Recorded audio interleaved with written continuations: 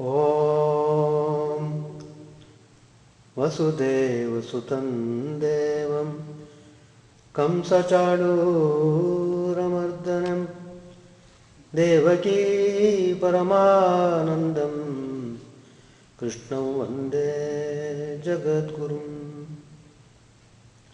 असतो मा सद्गमय तमसो मा ज्योतिर्गमय मृत्योर्मामृतङ्गमय ॐ शान्ति शान्ति शान्ति. Let us offer a salutation to Lord Krishna, the embodiment of bliss, who came to establish dharma and punish the wicked.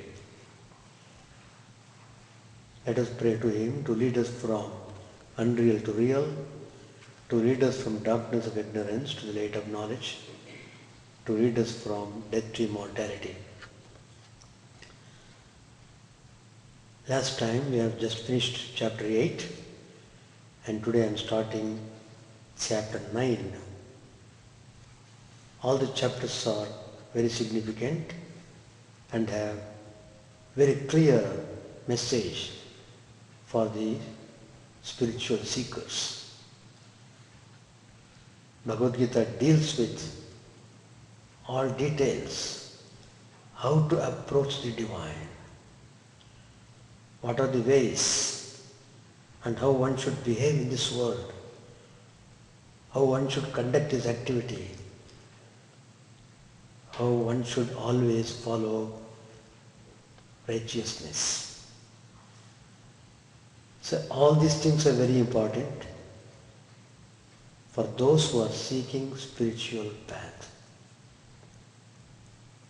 Hearing also is one of the qualities required for the aspirant. He should hear spiritual ideas, spiritual values, and way of spiritual life. So all these help us to wage a fierce battle of life on this earth. Because we are all passing through great stress and strain with lots of problems and utter selfishness and calculations. So these are responsible for making us more and more and more miserable. Anyway, suffering is also a way towards spiritual journey, because some people learn through suffering. Some people learn through hard suffering. Some people may not learn at all.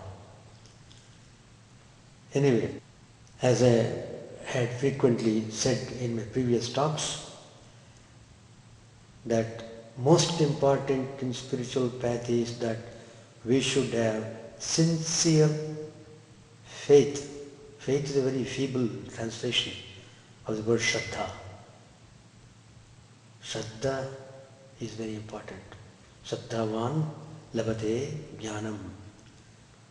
One who is full of steadfastness, steadiness, dedication, devotion, free from hypocrisy. All these are combined in the word Shraddha. But English translation Shraddha means faith. Anyway, the basic quality to start your spiritual life is that you must have Shraddha in the Divine Lord. That is, you must wholeheartedly, fully, without any doubt, accept the divine play in this cosmos. At least by observing the nature, it should not be difficult for us to understand the mystery behind this cosmos. So, some kind of qualifications are required for understanding and assimilating the spiritual values. And here we find Arjuna fully qualified. He was a hero, that means fearless. That's also a very important quality. Fearless and total devotion and dedication to Sri Krishna. And he submitted his whole personality at the lotus feet of Sri Krishna. Oh Krishna, please accept me as your disciple. I surrender to you. Please instruct me. Remove all the confusions in the mind which are bothering me. These confusions, these doubts, they weaken the system so terribly. And virtually Arjuna became totally weak, though he was a hero. He could not even lift the bow and arrow. Terrible weakness overpowered him. So only Sri Krishna could remove that terrible suffering of weakness, confusion. And Sri Krishna knew very well about the sincerity of Arjuna in surrendering to him. He is not asking for name, fame, power, position and so on. He is only confused about the duties, at what he should do and what he should not do. There he got confused. Because he was facing face to face most elders, highly respected teachers who taught him, who loved him. But situation has come. He had to fight against them. And the so-called teachers also are obliged to support Duryodhana, the personification of evil, because they had that loyalty towards the kingdom. So they were bound, as it were, by the feeling of loyalty. So like that the story goes. So Sri Krishna recognized that here is one who is fully qualified and endowed with Shraddha. So, having convinced, Sri Krishna declares to him this most important chapter, that is Rajavidya Rajaguhya Yogo Nama Navamo Adhyaya. That is sovereign wisdom and sovereign mystery. That is the name of this chapter. The yoga of sovereign wisdom and sovereign mystery. Here itself, Sri Krishna is indicating the source of the sovereign wisdom, the source of sovereign mystery is none other than himself. That is Sri Krishna himself, the Supreme Godhead, who controls, preserves, protects the whole cosmos, is declaring the secret, taking incarnation as a human being born as Krishna, and taught him the spiritual path. So, Sri Krishna tells in this chapter 9 that without Shraddha, in this knowledge, the sublime knowledge of Atman, without Shraddha, he fails to reach God. Atman is God, Atman is Parabrahman. There are all different names given in different context. And a person, when he realizes this sovereign knowledge and wisdom, he is no more reborn to suffer. He transcends the cycle of births and deaths. The whole thing is revealed. And there is no need for him to come back on this earth to play any part, because he has reached the state by becoming totally free from all kinds of desires that bothers people. So, now the Lord proceeds to describe his nature as the eternal, all-comprehensive truth. Is everything that is invisible and visible. That means the whole cosmos is filled with divine consciousness. He pervades everything. He creates everything, sustains everything. All the operations are done by him. And when final dissolution takes place, he absorbs everything into himself. The whole thing is taken inside to be manifested again later. That is, he manifests the creation again when the next creation begins. So, from this point of view, there is no end or beginning for the creation.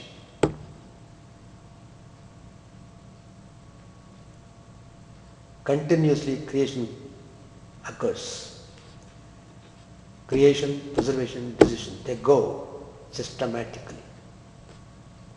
Just as a man grows, becomes adult, old and dies, again is born. Same with the creation also. It grows into maturity. It plays different ways. Then it dissolves to be born again, to be created again. Like that. It's all divine drama.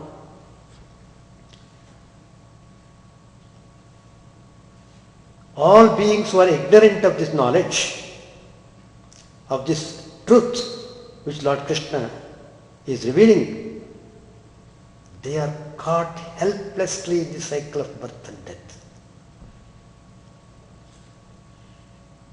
If you know this knowledge properly, then you try to find out the way to get out of this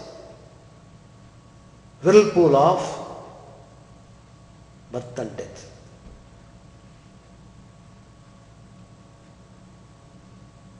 Second point Lord Krishna tells in this chapter, in this midst of creation, preservation and dissolution of the universe, the Supreme Lord stands as a silent witness, unaffected and unattached.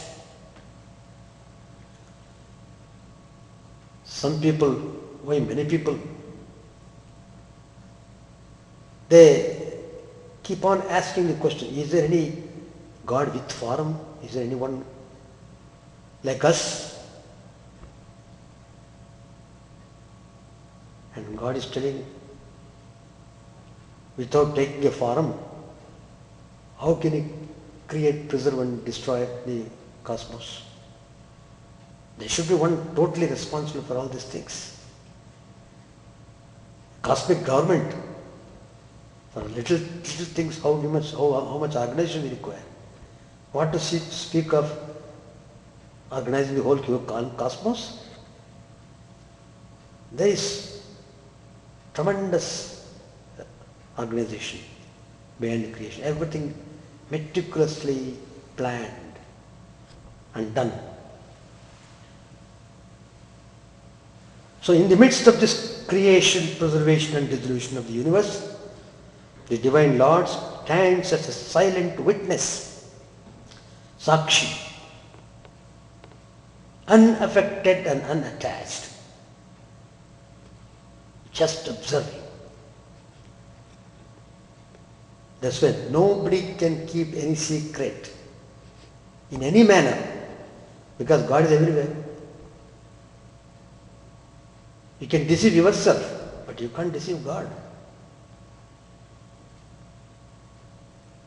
He is the sole director, sustainer and supervisor of his cosmic Prakriti. Trigunatmika Maya, Trigunatmika Shakti. This transfiguration of Sattva, Rajas and Tamas creates varieties in the divine drama.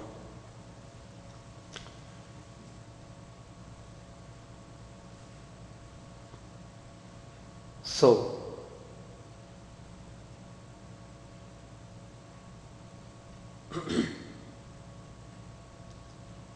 people who having terrible bad samskaras, they are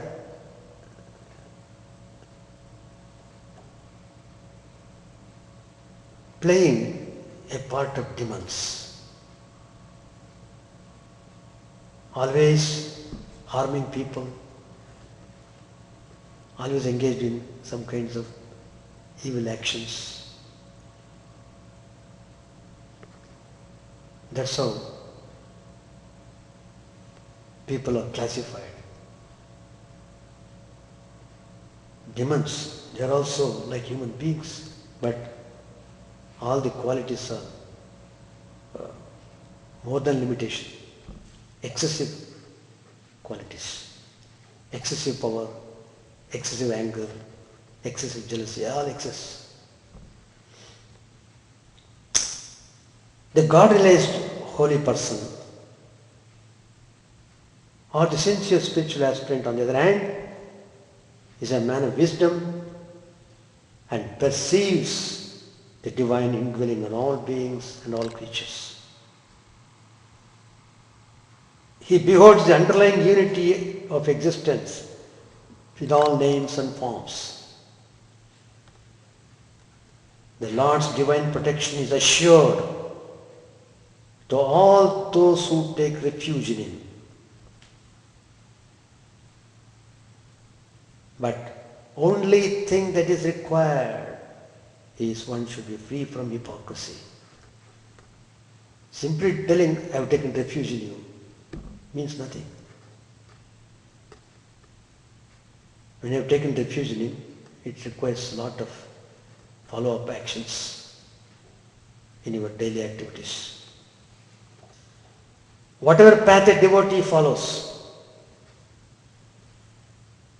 he ultimately reaches Him. Him means Divine Lord. Krishna is telling, he is reaching me. He is the goal of the various methods of spiritual practice. Devotion, Sri Krishna emphasizes, is the essence of all spiritual discipline. Devotion. If this supreme element is present, then the devotee is freed from bondage. The Lord observes the motive and degree of devotion. That's very important. Even the most sinful and diabolical man, if he takes a radical turn towards the path of righteousness and truth, reaches the Lord. That means everyone has got access to the divine. Whatever vocation one follows, one can attain the Lord if one seeks earnestly and with loving devotion. The essential thing is to fix the mind on the Lord and dedicate everything unto Him. Meaning, body, mind, actions, emotion and will. Everything. So by surrendering yourself totally that way, you feel you are free. Just like the baby, total surrender to the mother. What a fine example it is. It feels 100% safe on the mother's lap. And when the baby is on the mother's lap, the baby shows very boldness.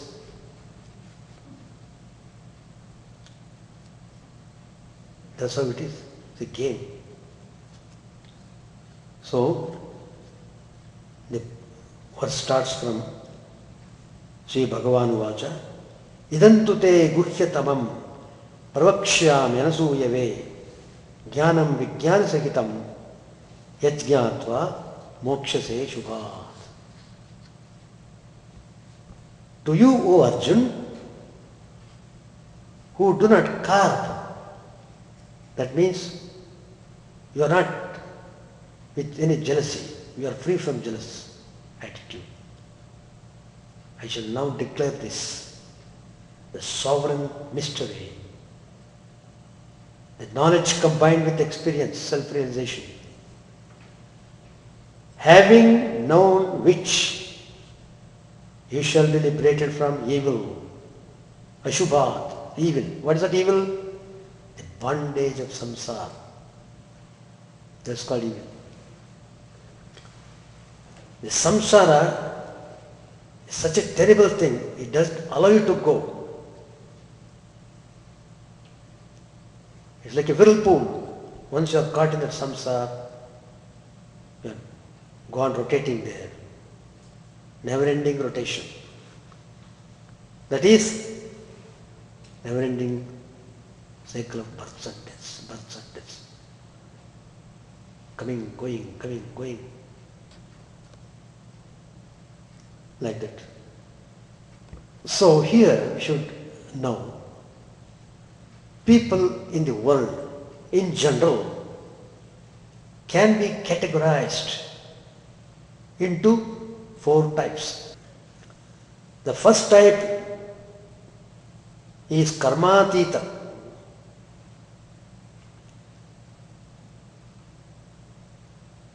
That is the first type. Second one, karma yogi. Third one, karmis. Those who just engage in activities. And the fourth category is karma brashta. Just like yoga brashta, this karma brashta. So like that, the people in the world are categorized broadly into these 4 groups. All of us are somehow or other fit into any one of these groups. Anyway, what is karmatita? People who belong to this category. Karmatita means they are beyond the boundary of action and reaction.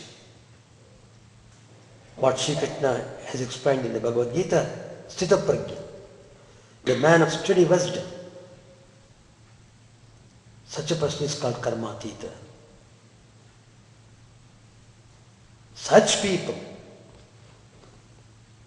who have crossed over the net of action and reaction are not troubled anymore by any karma. They are liberated. in their very life.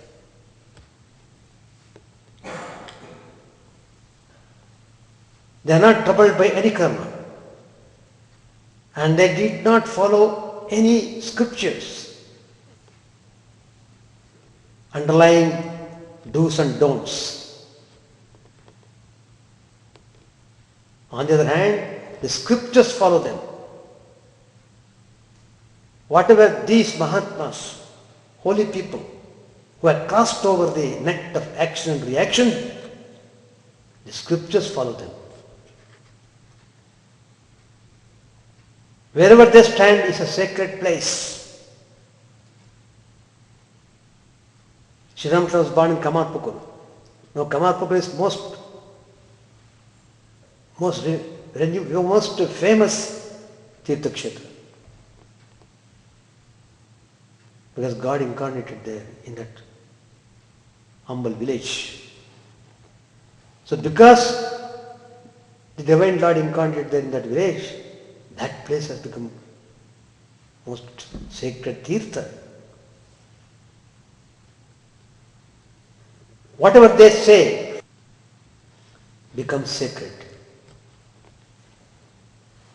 Wherever they dip, that water becomes holy. Well, the same idea has been described in the Anandabhakti Sutra also.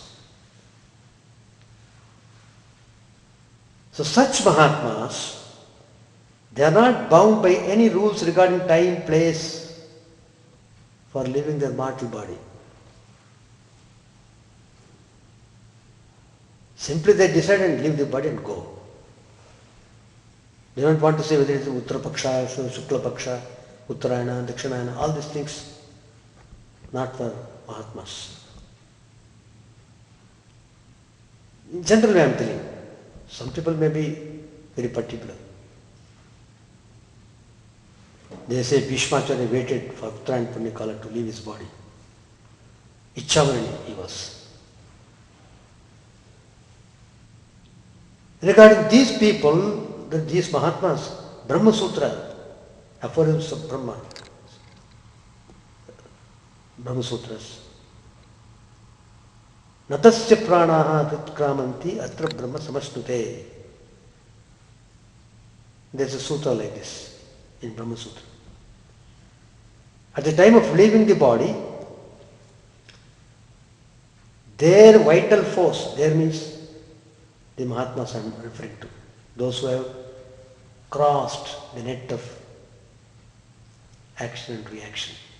Karmatita people, Karmatita Varga, those belong to that group. Referring to that. When they leave the body, their vital force becomes Brahman. Such people can live even after leaving the body. Even Swami Vivekananda used to say, I am living without the body to help humanity. Swamiji says, Vivekananda says. He was overpowered by compassion, seeing the suffering of the people. Millions of people are suffering. So, he wanted to do drastically some kind of effective service to uplift the suffering masses. That's why his most famous dictum, which he has given to Ramakrishna Mission, Atmano Mokshartam Jagatithayach. Keep doing service to the humanity. That itself is a yoga. You don't have to stand on one leg and go to forest and sit for hours together in meditation, etc. Just do service to the people.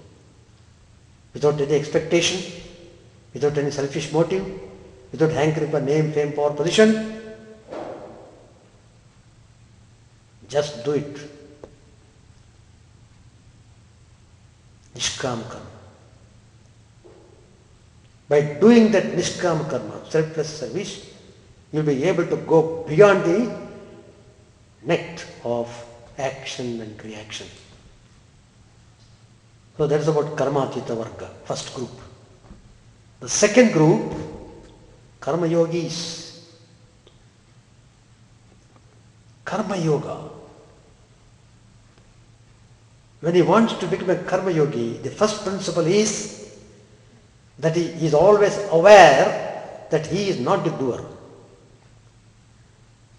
Everything is done by God. I am just an instrument. He is 100% true about that ideal. He does not harbor the idea that he is a doer. So whenever he does any work, he does it as an offering to God. When he thinks of offering, naturally it follows devotion. Offering with devotion is accepted by the Lord. The reward is you will get moksha.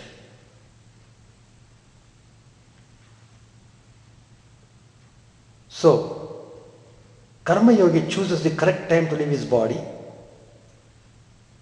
and here there is another type of Karma Yogis, that is, who do some rituals with the idea of getting to some higher regions.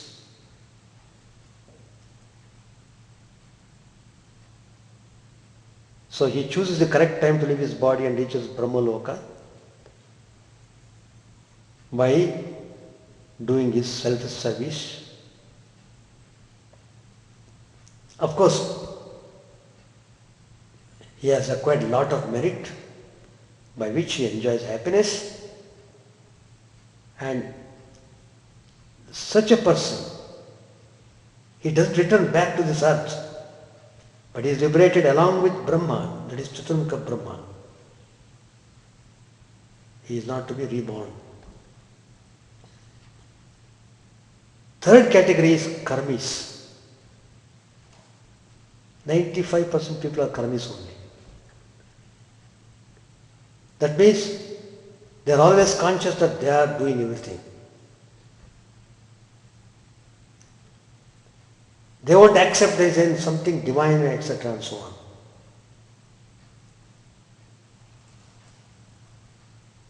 So he who is karmi doesn't work without any motive. That means he does work expecting results. He is very much focused on the results. Do I get the result? Suppose I go to this job. Do I get a good salary? Like that he thinks. That means he is always conscious. He is the doer. By the power of his merit acquired through good actions, he attains heavenly regions after his death. After enjoying pleasures in heaven, he is born again on the earth. When the merit is exhausted, he is dropped onto this earth. That's about karmis. And karma prashta, fourth category. Karma prashta. Who is karma prashta? Yoga prashta people are very common. Karma prashta, yes. He does actions according to his whims and fancies. According to his likes and dislikes, he does activities. Such a person who does actions without any respect or reverence for the dharma, carried away by his own likes and dislikes, after his death, such a person does not go to any other loka. He is born in this earth planet itself as worms. Worms. W-O-R-M-S. Insects. I-N-S-E-C-T-S. That's how it is. Not that after heaven, after enjoying, you will come back to take. No. Immediately after death, come on. You become earthworm. Become a food for the birds. become a frog, become food for the snake. Like that. So these are the categories belonging to karma prashta.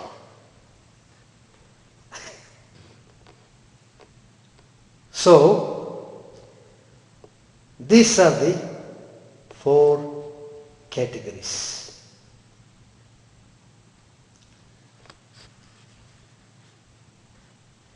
Next comes the point, Jnana Vijnana Sahitam. Jnana Vijnana Sahitam. What does it mean? Here, Jnana means scriptural knowledge, theoretical knowledge. That's called Jnana. You know theory very well. Vijnana means knowledge that is experienced. Anubhava Jnana. Anubhava Jnana is called Vijnana. Shastra Jnana is called Jnana. Pandit. There's a difference between Pandit and a man who is aware of the divine experience, that is Anubhava Jnana. So mere book knowledge cannot remove the root cause of ignorance. A man possessed with ocean of book knowledge cannot be equal even to a drop of experienced knowledge. So, experienced knowledge is said to be Jnanam Vijnana Sahitam. Not simply scriptural knowledge, but the experience of the truth revealed in the scriptures.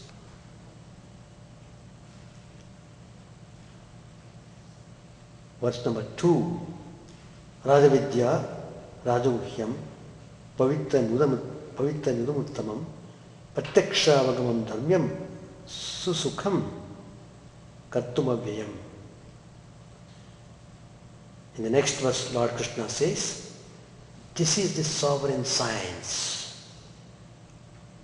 This is the sovereign mystery. And the supreme purifier, realizable by direct experience, unopposed to dharma, very easy to practice, and it is imperishable. Let us try to study this verse in the next class. Vasudeva Sutam Devam Kamsachanuramardanam Devaki Paramanandam Krishnam Vande Jagadgurum. Let us offer facilities to Lord Krishna, the embodiment of bliss, who came to establish dharma and punish the wicked. Peace, peace, peace be unto all.